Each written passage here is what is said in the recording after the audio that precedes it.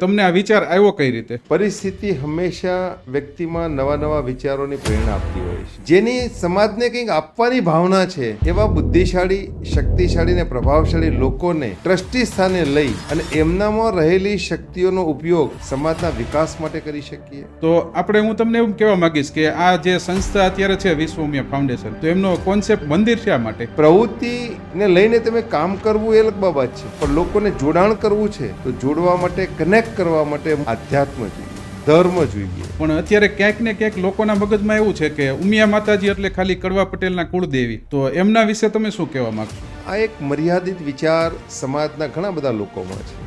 ક્યારેક કોઈ પણ દેવી એ કોઈ સમાજની હોઈ જ ના શકે. બ્રહ્માંડ યુનિવર્સની રચના થઈ ત્યારે પણ શિવ અને શક્તિનું સર્જન થયેલું છે.